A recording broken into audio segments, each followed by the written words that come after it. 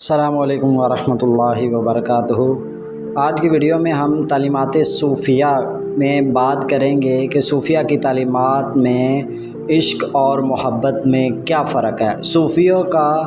عشق اور محبت کے بارے میں کیا نظریہ ہے وہ ہم آپ کے سامنے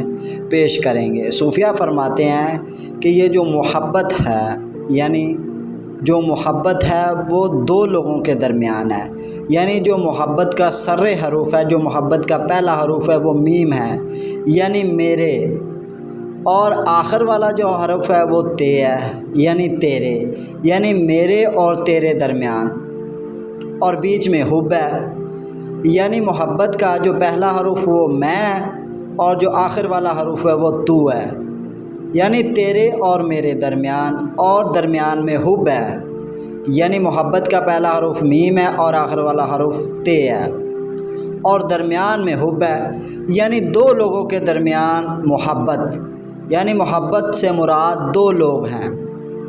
اس کی تشریح صوفیہ فرماتے ہیں محبت دو لوگوں کے درمیان ہوتی ہے، یعنی میرے اور تیرے درمیان،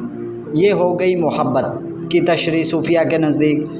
اب عشق کی کیا تشریح ہے صوفیہ کے نزدیک؟ اب صوفیہ فرماتے ہیں کہ یہ جو عشق ہے، عشق کا جو عین ہے وہ عین ذات ہے، یعنی اللہ تعالیٰ کی ذات عین۔ اب جو شین ہے وہ ہے شوق، یعنی اب جو کاف ہے آخر والا عشق کا وہ ہے قیام، یعنی شوق کا ذات میں قیام،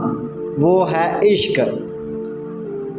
اب صوفیہ کے نزدیک یہ جو عشق ہے اس میں ہماری اپنی کوئی ذات نہیں ہوتی، وہ ہماری ذات کا اللہ تعالیٰ کی ذات میں قیام ہو جانا وہ عشق کہلاتا ہے۔ اب حضرت خواجہ معین الدین چشتی اجمیری رحمۃ اللہ تعالیٰ علیہ فرماتے ہیں کہ عشق کے 5 درجات ہیں: شریعت، طریقت، حقیقت اور معرفت۔ شریعت میں بندہ اللہ تعالیٰ کے اقوال و احوال کی تعلیمات حاصل کرتا ہے، طریقت میں بندہ اللہ تعالیٰ کی طرف دوڑتا ہے، حقیقت میں بندہ اللہ تعالیٰ کو ہر دم یاد کرتا ہے، اور معرفت میں بندے کی اپنی ذات ختم ہو جاتی ہے، یعنی وہ عشق کے آخری درجے پہ ہوتا ہے، اس میں بندے کی اپنی ذات ختم ہو جاتی ہے، یعنی جو ہے نا وہ قطرہ سمندر میں مل کے اپنی حیثیت کھو دیتا ہے، وہ پھر قطرہ قطرہ نہیں کہلاتا، وہ سمندر کہلاتا ہے،